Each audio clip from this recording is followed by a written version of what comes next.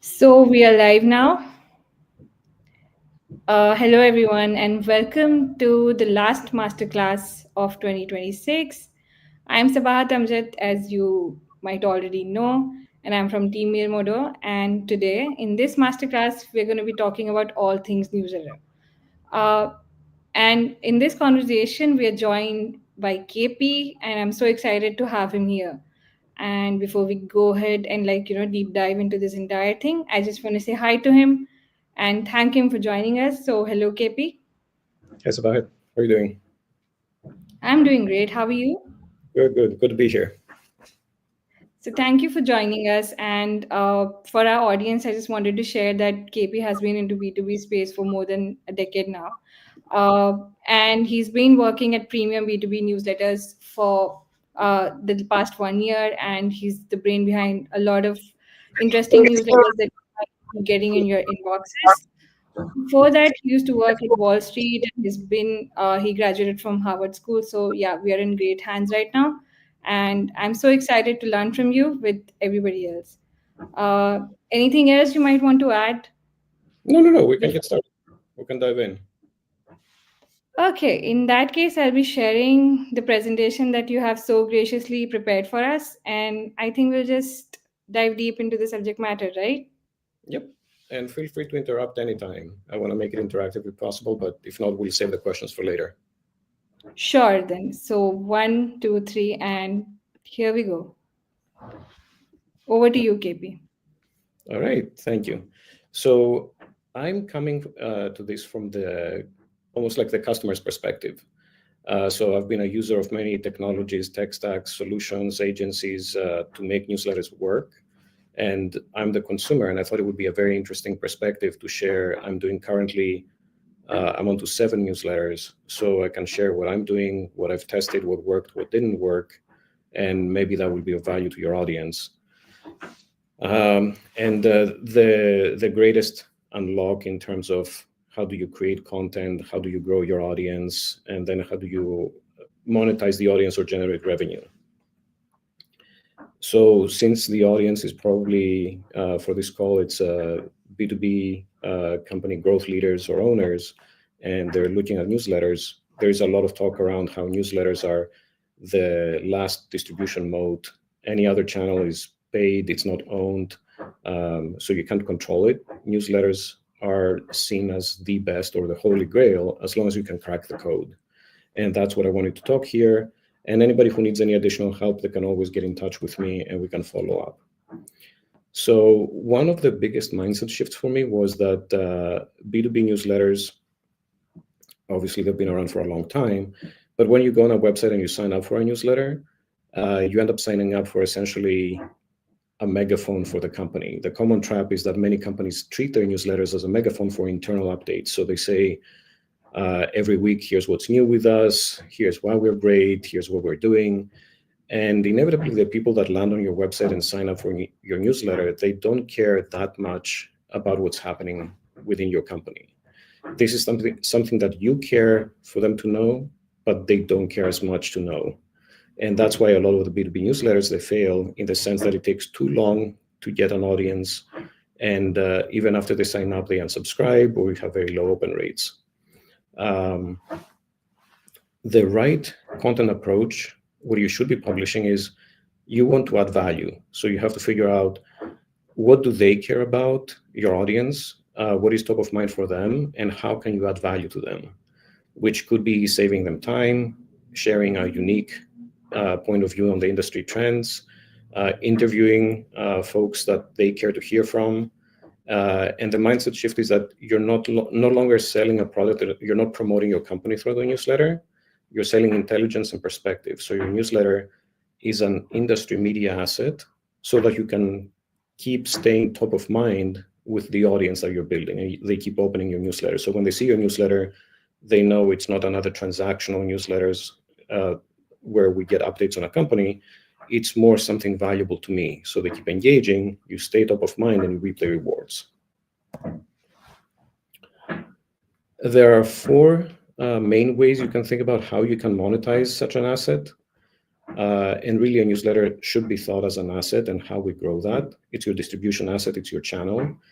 Uh, and it should be the most cost-effective channel for you to generate business. But also, you can generate revenue through advertising once you hit scale over 10,000 subscribers, ideally over 100,000 subscribers. And that's not completely out of the ordinary. There are B2B newsletters that hit those metrics, and they can do it relatively fast with the right approaches. So advertising, there are agencies that can handle your advertising.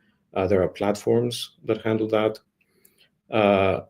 However, you do need scale. So once you start with 10,000, it starts becoming viable, but really becomes interesting after 100,000.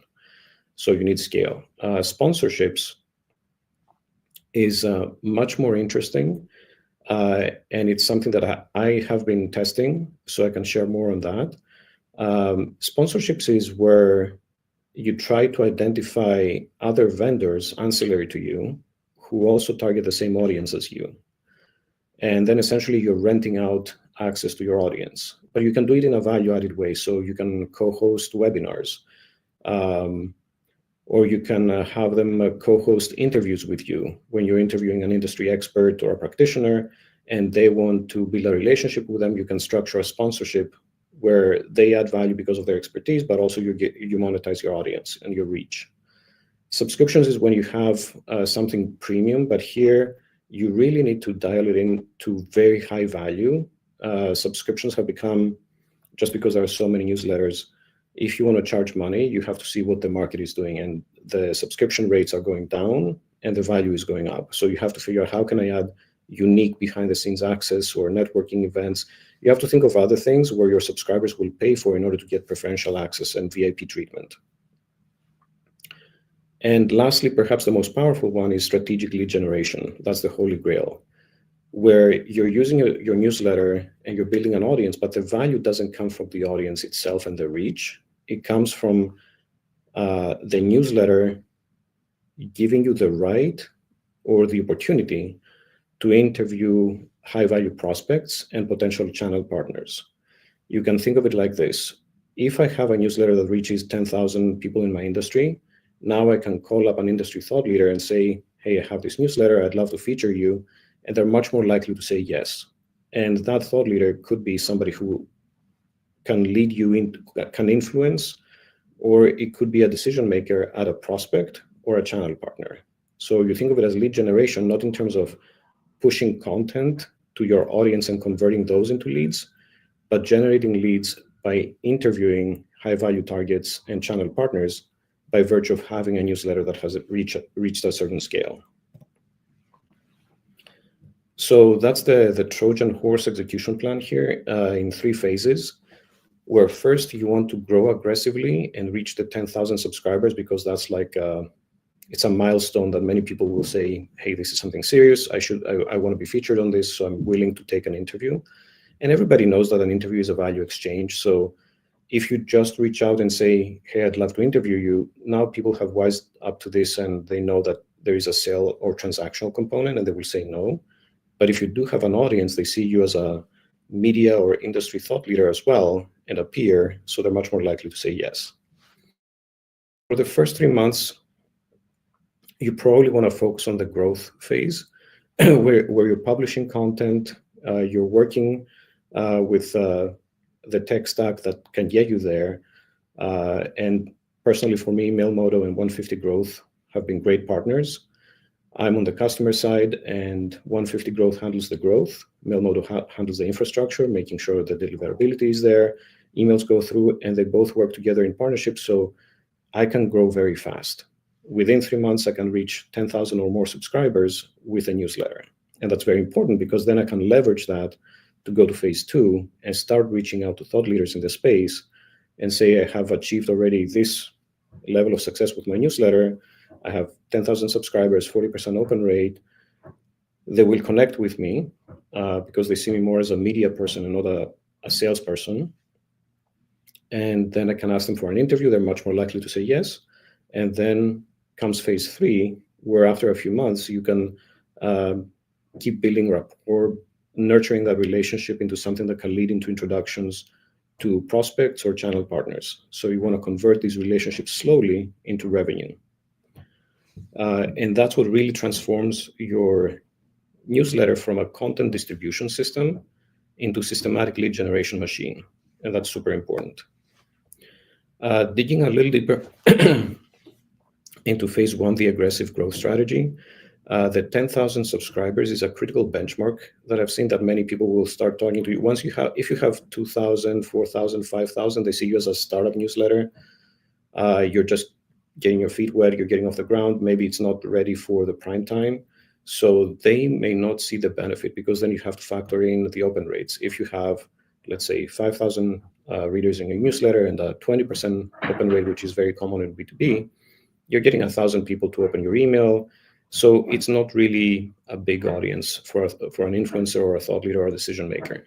Once you're at 10,000, it means that you've been around, you're serious, and you have dedicated and committed to growing this. So you will be around for much longer.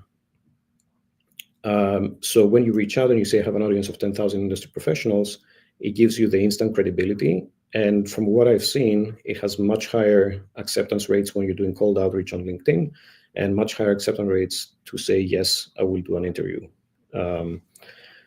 The performance target there, just something to keep in mind, is that you want to reach the 10,000 subscribers, but you also want to maintain high engagement, the 40% open rates. That's very critical. So I actually mentioned when I reach out, I have this newsletter with 10,000, 20,000 subscribers, 30,000 subscribers, and we have a 40% open rate. That is a very powerful signal of engagement in the industry. So it's not just random cheap subscribers that you can buy. It's actually engaged subscribers. Phase two is the interview strategy, where, and this is one of the unlocks, where for the first 2 or 3 months, you have to generate content, excuse me, without interviews. But then after you hit the 10,000 subscribers, everything becomes much easier. You start reaching out to people that you can convert into customers. You interview them. That interview becomes content for your newsletter. So everything becomes much easier, and you start seeing the results much faster. So how does it work? You identify the whales, the potentially high-value customers, the prospects, and major channel partners. These are decision makers that have the power to transform your business. So if you're saying for 2026, I want to double my business, who can really make a change? You create a list of those people. These are the whales you identify. And then you craft your perfect pitch. Never ask for a sales meeting, never make it transactional, never even mention what you do as a company. You want to be seen on an equal ground, equal footing. So you want to position yourself as an industry leader where you're controlling access to the audience, and they need you if they want to promote their thought leadership and build their personal brand. So you are giving them value by interviewing them. Typically, when I've seen, because I'm on the receiving end of many of these requests, there is never that value explanation or the value exchange. It's, I have this podcast, can you come on? I'd love to feature you. This approach used to work 3 years ago, but people know that when you're launching a B2B podcast, launching a B2B newsletter, and you're doing these interviews, it's much more about taking your time and giving value to the interviewer versus the interviewee. But when you have the asset at 10,000 subscribers with high engagement and open rate, and you position yourself as a media leader in the space, then the value exchange changes. So the psychology aspect of it is that you're giving them a podium to showcase their thought leadership and build their personal brand, which is something very unique. Not many people have that, and that's how you will stand out. A tip here is that you want to go off the record. So many people, obviously doing video conversations is much more powerful and very engaging and better for building a relationship and a rapport. So you don't want to take that away. You want to keep that, and you want to say, we'll do a video interview. However, I will record it for the purpose of converting it into an article for my newsletter. And that's where newsletters are more powerful, I think, than podcasts.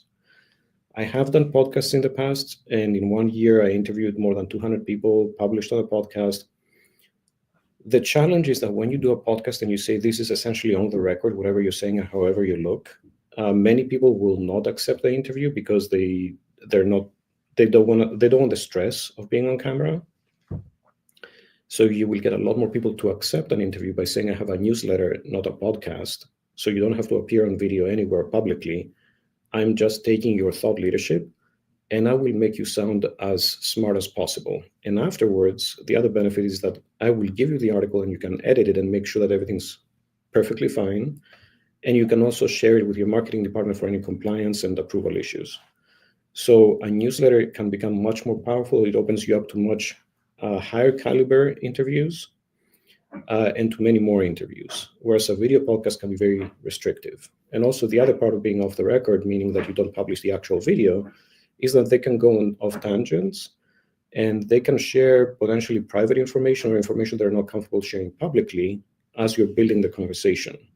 So you have to make sure that they're comfortable with that. You have to spend a few minutes and explain that we'll record everything, but we'll only convert an article from what you're saying that should be publicly available. But you want to encourage sharing private stories because that's how you build a relationship and you get more intelligence about the account. And the phase 3, the nurture and the strategic ask. So after you have phase 1, you get to the 10,000 subscribers with high engagement rate. Phase 2, you start doing the interviews with the high value prospects and the potential channel partners. And then once you have all this and you have given them all this value, you made them look great, you showcase them in an article, you show them the analytics and everything, all the engagement, then eventually you can start transforming that relationship and nurturing it into something where you can make a soft ask. You start following up, and it shouldn't be an ask where give me business. It's more, hey, I'm testing this idea. What do you think? Can you give me some feedback? Feedback is great. Or I'm trying to break through into this company in your space. Can you give me some advice on how to approach this, or who would be the decision maker? Or eventually also, can you make an introduction? You want to approach as soft as possible and leave it up to them, because you have added all this value, you generated the goodwill, they're more willing to reciprocate and add value to you. So you want to give them opportunities where they can add value. So one of the bottlenecks is speed, and that's where why I'm working with 150 Growth and Mailmodo is that they can do all this very fast. The traditional path, if you say I'm starting a B2B newsletter, I'll put it on my website, I will start posting on LinkedIn. I've done that path. I've done a LinkedIn newsletter. It takes a long, long time to reach any type of level where people will take you seriously. For B2B, currently, reaching 2,000 subscribers can take more than 9 months. And the problem with that is that everyone is busy. So if you're generating content for 9 to 12 months and you have 2,000 subscribers, and it's not a serious enough newsletter, you're not going to get a lot of open rates or conversions. It requires a lot of effort and commitment to sustain that for 12 months without seeing any results. The people who are successful with newsletters going organically, they have been doing it for 2-3 years, and they all have seen for the first 1 to 2 years no results, and then you start getting results. However, in the B2B space, if you're talking about an owner or a senior marketing person generating content for that long, it's prohibitive to wait for 12 months. So what do? Then they turn into paid ads from Meta or LinkedIn. And the problem with that is that it's very expensive. On average, for B2B newsletters, I think you're looking at $4 to $5 per subscriber, which can be prohibitive again, and based on the churn. So you may be paying $5 to acquire a customer, but then if you factor in the churn, maybe you're paying $7 or $8, and over a year, what kind of investment can you make? The advantage of speed is that you can see results right away within 1 to 2 months, which means that you put the effort, you see the results, you can keep putting the effort, and that generates commitment. It's a little bit like going to the gym where you don't see any results for 2-3 months, but in this case, you can see results in 1 week. And that means that you will stick with it. So the solution, as I said, for me has been, and I've tried many things in the past over the last 13 years, I've tried all different channels, paid acquisitions, cold outreach, everything. The solution has been for me, Mailmodo and 150 Growth, because Mailmodo is the infrastructure that respects what 150 Growth does. And it's a high growth, aggressive strategy that works really well for me in terms of For all seven newsletters, they take a very scientific approach to growth. I can't speak exactly to the unique methodology or all the details, but I've seen how it works, and I know that it works with my seven newsletters. They have a proven track record. They've done many, many newsletters before. They've built businesses around that. Mailmodo has been a very robust platform. Um, Many other ESPs, if they don't understand your strategy and you try to take a high growth strategy, they will throttle you, or they could even just not accept your business, just because they don't understand what you're doing and why it's so successful. It's something unique that's working really well now, and that's why I'm going all in on this and doubling down. So just a recommendation, if you are a B2B company considering newsletters, I would say for your newsletter, make that mindset shift from a megaphone to announcing what you're doing to to pivoting into industry content. So you stop promoting your company and you cover your industry more like a media company with sharing insights from yourself and other practitioners and channel partners. Then try to scale as fast as possible because it is work generating quality content. So you want to scale very fast using an agency like 150 Growth, using an infrastructure like Mailmodo. Then interview the whales that can make a big difference in your business and you can see results fast. And then start converting relationships into revenue.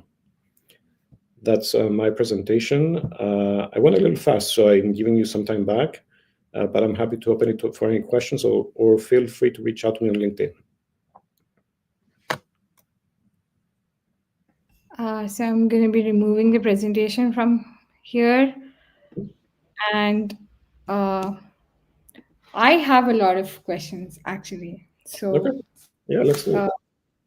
uh, thank you so much for the presentation. First of all, it was great. But while I was paying attention to it and listening, I was jotting down stuff, and there were a few things that came to my mind. I'm sure you cannot disclose the entire strategy, but then, so for example, when you spoke about phase one, which was the aggressive growth strategy, if you had to give like three tips to someone who's running a newsletter and like who's very new, uh, they are in the B2B space and they have sort of hit a blocker, like they're not able to go above a certain number of subscribers, what are the top three quick strategies that you can tell them to, like, turn around growth for them? Very simple, that they can immediately start using. One is the content. It has to be very valuable. I see a lot of listicles. You have to go away from listicles and start injecting your own point of view on the industry. So make your content valuable. Two, leave it to the experts. I've seen what 150 Growth does, what Mailmodo does. I would never try to replicate any like that or go with any other tech stack. Just trust the experts. It's very, very cost effective from what I've seen compared to any other strategy. You can try to replicate by saying, I will do Facebook ads. You will pay through the roof. The quality may not be the same. The engagement is not going to be the same. So go to people who have done it before. It doesn't have to be 150 Growth, but find people who have done what you want to achieve before. So one is content quality. Two is go with experts who have done it before and can prove it. And what would be a third one if you're stuck?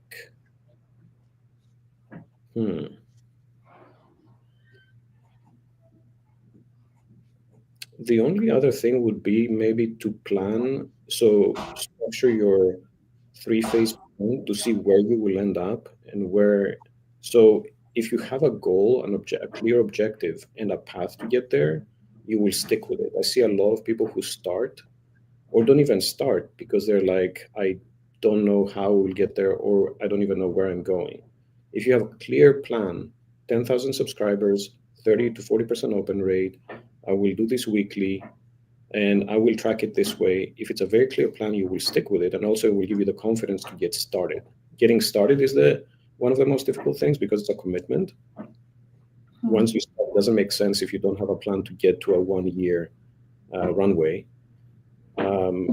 So you want to have that plan. Sure. Yeah, and so like plan properly, and also like you said, so like if somebody starts a B2B newsletter, and then you said like in during the first phase and during the first 2 3 months, one needs to focus on engagement and just generating good content. So I see there are a lot of daily newsletters also, which are obviously time taking and like somebody's entire job. And then there are people who sort of send bi-weekly newsletters, even monthly, and they work well too. So if somebody was brand new, what would you suggest? Or like what would be the cadence for them? So for content, I've tested many things. And I can say that for B2B, you want to go weekly and you want to avoid listicles, avoid what others are doing. Mm-hmm. The gap I have found is that I can add value by sharing insights from long form content, which is find what podcasts are there in your industry, what conferences, and go on YouTube, go on listen notes, find all of these, and then do the curation. Every week there are probably 100 pieces of long form content. Nobody has the time to listen through them or engage in any shape or form. So you do the work of curation. You go through them, you see which ones are interesting, then you transcribe them, and then you can use AI to extract key ideas so that you can then write an article and infuse it with your point of view or your commentary. What this does is, if you do it, let's say, for 3 pieces of long form content that you curated, summarized, extracted key actionable ideas, every week someone can just skim through this for 5, 6 minutes, and they know that they've essentially digested 100 pieces of content and they got the best 3 ideas in an actionable format. And you have to iterate to see if you have industry expertise. Presumably, you do. You're in the B2B space. You're doing this. You can curate very well what is interesting content, and then I'm using AI to, after I transcribe everything, to essentially rate it. I give it my own, because I know what's interesting in my industry. I give it my own parameters, and I've explained I want you to present it this way, rate it this way, and then I go through 50 pieces of content and I focus on the top three. So that weekly uh, curated extraction of actionable ideas adds value to my audience because I'm saving them time. In order for them to digest these ideas, they would have to watch a lot of content. Actually, that's a very interesting idea, and a lot of the newsletters that I actually sit down and read are just a curation of really good examples Mhm. related to my area of interest. So that's actually very much doable, and I hope everybody who's listening has learned something from this. Uh, there was also one point that you spoke about having like a premium tier of like basically paid subscribers can get a certain type of newsletter. So like if I'm not paid, I'll get only half of the newsletter and then I need to pay up in order to read the entire thing. Uh, do you have like on top of your mind, do you have any examples of any such newsletter that has like a paid part to it, which you think is very interesting? And also, could you like give one or two say ideas of how one can have like one newsletter but differentiate between what they're going to provide to the free subscribers and then what they're going to do for the paid ones? I'm doing it right now with one of my newsletters where I'm extracting the key ideas from academic research relevant to an industry, and that's the free side. And then on the private side, it's almost like research as a service, where I'm taking key questions that my audience has and I research them against academic research and I tell them what the academic research says about this. So you have the free Right. side where every week the new research that I find interesting, I'm explaining it in plain English and make it accessible to them. And then for the premium, there is a library of Q&A grounded on academic research.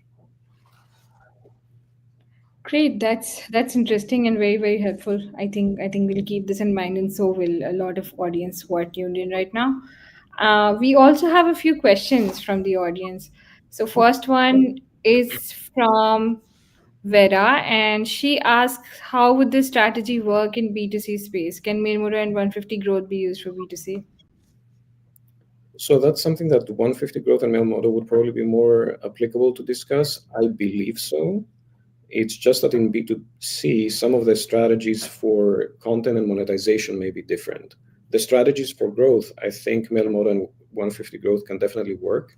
What I discussed in terms of monetization works better for B2B, and I don't think they would translate to B2C. because my strategies are, for example, doing a premium membership for library access, or premium membership to access events, where I bring two different groups together, that where the ACV justifies investment for sponsorships. So I'm thinking about it that way. B2C is very different in that regard. Okay. I think thank you for the honest answer, and I'll reach out to Vera after this, and we can discuss this of the record. So thank you so much. And next question we have from Anvesha, and she asks, "I operate in a very niche B2B space. How do I scale to 10K plus subscribers?" Yep. Yeah, so you have to think. So I have newsletters in digital transformation for retail. So you may be thinking, where do I get 10,000 subscribers? But then you have to think, everyone in retail who is in IT solutions, any SI, any vendor, any startup in the space. So you have to think expansively, so that you have to define an audience of, let's say, 100,000 subscribers, so that you can get to the 10,000 pretty fast. And you have to think about it from, if you want to share your B2B space, we can think about it now. If not, I completely understand. But and if you want to, you can reach out to us privately on LinkedIn. Um, but you have to think of the ancillary, all the influencers in your space. It doesn't have to be exactly the person that makes this. It can be the person who sells to this person. You have to find the influencers, you have to find the channel partners. You can look at the channel partners and see who they're targeting. You can do some research there. You can do research in SEO to see who else may be out there, and you want to add all these people into your grouping. But it's very difficult to give a good answer without knowing exactly the niche space. I am in very niche spaces where initially I thought my space is 5,000 people. What do I do? You can actually go much, much bigger than that. It's just rethinking a little bit the industry in broader terms. Okay. Okay, I think the conclusion is to put yourself in your audience shoes and think from uh what they would want. So yeah, I guess these are some of the questions that we had. Uh, Also, for the interview, you said the when we were talking about interviewing expert, what the fact that people are much more comfortable when they know that they're not going to go live, or the video is not going to be recorded or put into space. That was something very interesting. I think all of us should take notes. And before we end this, do you have any favorite newsletters which you're not running but you really think are interesting and people should explore? I think if you're Do you? interested in these strategies, you should follow the Media 150 strategies, because they have their own newsletters too, and you can see exactly what content they're creating. That's how I was inspired to generate my own newsletters. I have 7 now. I think they are running their own 6 or 7. So Okay. you can find newsletters in your industry and sign up for them. That will do two things. You will see what content they're generating, but also who is advertising in them and how they're monetizing. And that may give you some ideas. It's all about how do you draw inspiration.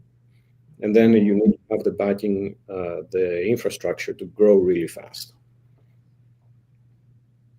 All right then. Thank you. I think we have all the questions answered, and we learned a lot during this session. Thank you so much for doing this. Really, thanks for And having me. Hope that helped. yeah, it was very helpful. And I think a lot of people are gonna be in touch with you. I will be in touch with you to learn more, and hope to collaborate with you again. Yeah. Absolutely. Thanks for having me. Thank Take you. care. I'll just end now. Bye everyone. See you in 2026. Bye. Bye.